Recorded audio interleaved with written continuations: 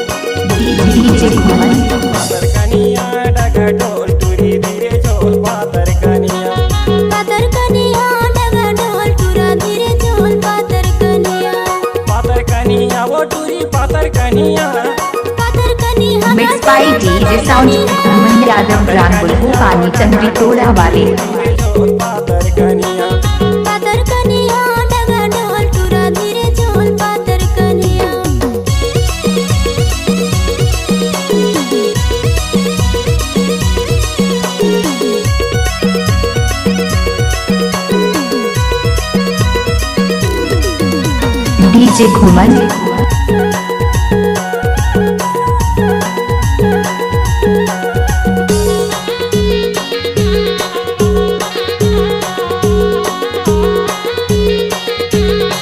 DJ घुमन DJ घुमन बबलू बजावा तवे यार गाना बेटी ताल सरवन बजाते पटन ढोल की धीरे झोल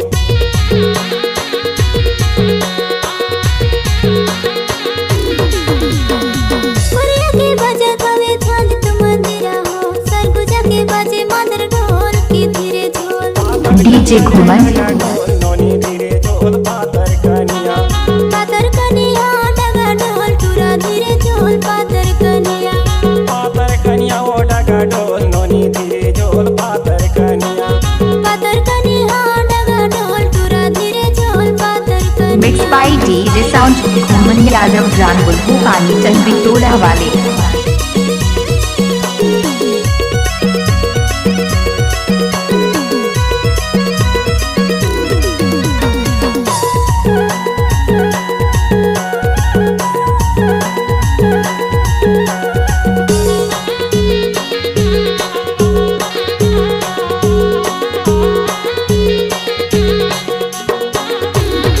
डीजे घुमन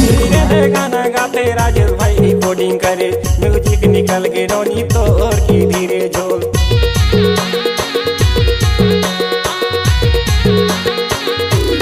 पहले बरसाया साड़ी हाथ मारू माल धरे कोपा के पुंदरा मोरे ढोले की धीरे झोल डगा ढोल नोनी धीरे झोल पातर कनिया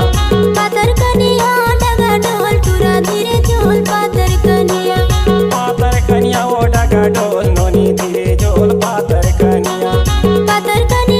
डगा ढोल टूरा धीरे झोल पातर कनिया वो टूरी पातर कनिया गा टूरा पातर कनिया डीजे घुमन डगा ढोल टूरी धीरे झोल पातर कनिया डगा ढोल टूरा धीरे झोल पातर कनिया रे डगा ढोल नोनी धीरे झोल पातर कनिया मिक्स बाय डीजे साउंड घुमन यादव रांगुल पानी चंद्री टोला वाले पातर कनिया रे डगा ढोल नोनी धीरे झोल पातर